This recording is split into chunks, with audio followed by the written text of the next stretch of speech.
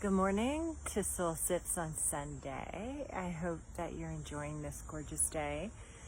Today, I have one of my favorite coffee mugs. This is my kids' joke. I have piles of coffee mugs because it's all about how it feels.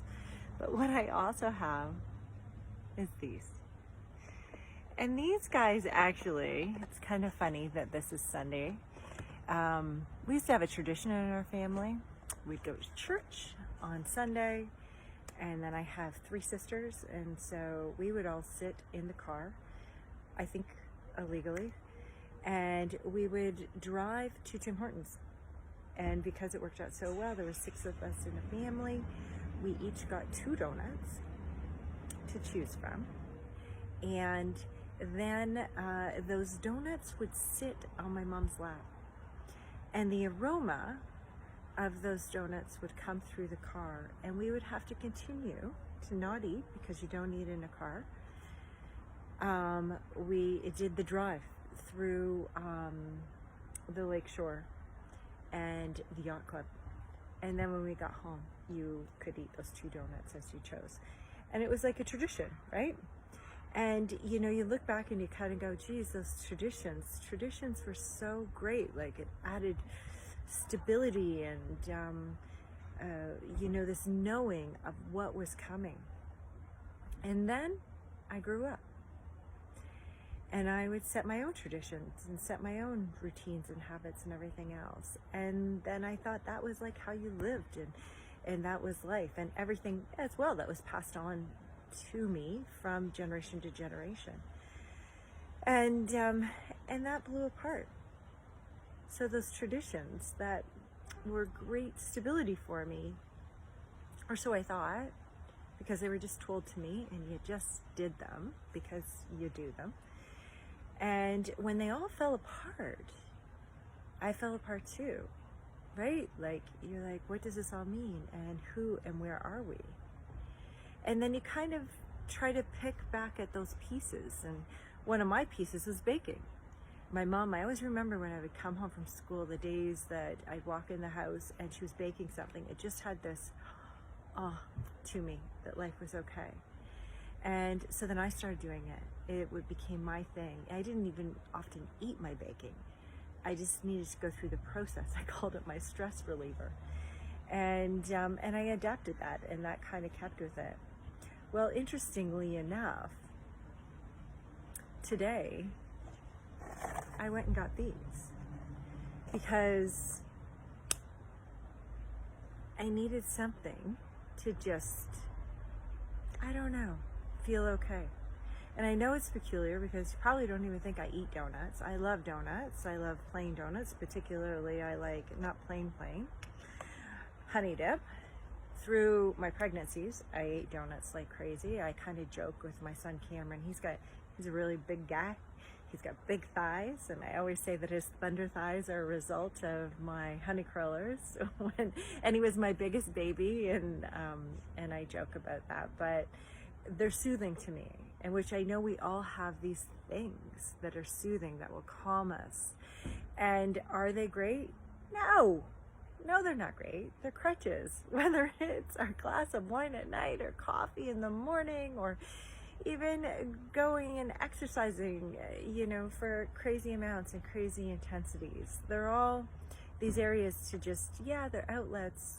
Yeah, they're fine once in a while, but when they become our crutch, or they're numbing us to what we're actually feeling.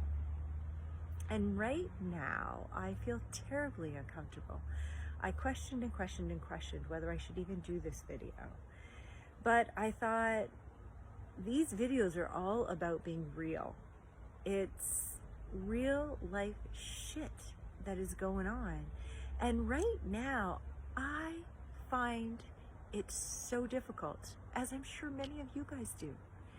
I am such a touchy-feely person, so to not be able to touch you when I see you, or to not be able to see your expression or my expression when I see you because I've got this darn mask on me, I feel like there's just like a vibe of anger. And of course, anger means fear, and it's real. right now. I used to kind of say, like, how many people will reply hi back to me when I go for a walk or go for a run? Like, lately, I've just given up. Like, I've just stopped even saying hello to people on streets. It's not good. I get it. But I'm feeling like I am up to here with it all. And the intensity that goes with all of it. The other day, within 48 hours, I witnessed 4 accidents. And they weren't just normal accidents. People were like out in parking lots yelling at each other because they banged into each other. And it's not good. I get it. But it was just like, what is happening? And then I fly over to my position as a mother of teenagers in this. Like, you know, I would never diss a dad. I'm not doing that. And you guys are on your own path. I can't speak to you. I can't really actually speak to anybody. But when somebody is a fellow mother and I explain my angst, my worry, my not totally understanding how they are rolling through all of this, whether it is their migration up to their rooms, they're gaming, they're TV watching, they're binging, they're eating shit.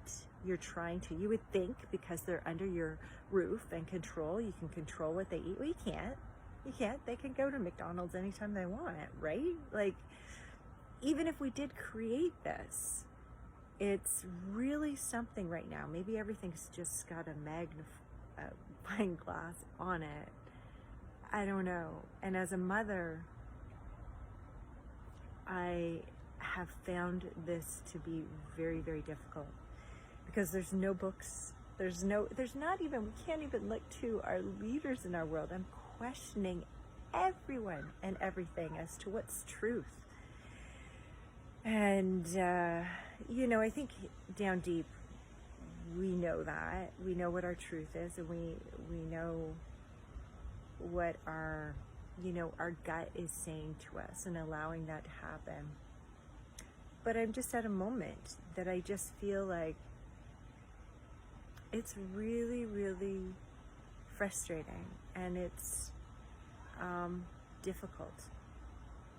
So my thing is about these guys. So there was more than 20. I actually counted them. And I've probably eaten 16 myself. I think the thing is, did you know that my age group, the 40 to 65, I do believe it is, we're the highest rate of suicide? It's like life is so friggin' hard. And sometimes you just want to check out. And I'm not speaking to this, I'm far from a professional, I am just this human saying, I hear you. It is hard. And you really are the person to heal and help yourself. But the other thing is, and somebody like myself, I have a hard time asking for help. I have a really hard time asking for help. And I just encourage you to reach out, because it's not necessarily that we're looking to other people for the answers. Maybe it's just a validation. Maybe it's just hopefully this video going, yes, I feel the same way. It sucks. It's really hard. If you kind of feel like you're not alone and that it's okay to do this, or to have a glass of wine tonight, or to do whatever it is you feel like you need to do, to just take that step forward and to just acknowledge it, be in it, sit, relax, leave the dishes. Who cares what the house looks like? My thing is it's hard. It is really hard right now. And I encourage you to be gentle and kind to yourself. Who cares whatever everybody else thinks? Who cares what anybody else says? Who cares what you've always done? And who cares if at this stage of the game you don't feel like cooking dinner all week and you have pizza and hot dogs? Who cares? Take care of yourself, stop guilting, and I guess we just need to know that this too shall pass. And hopefully we all come out of it a little bit stronger, a little bit more aware, a little bit wiser, and a little bit kinder to ourselves and to others. Compassion is a huge pot. And if we're out there and out in the world where there's lots of frustration and there's lots of anger and there's lots of fear, maybe we can be the ones who can just smile through our eyes and give people hugs. I don't know, with our eyes. I don't know, our hands, something. Mwah. Take care of yourself first, and then go from there. Have a donut.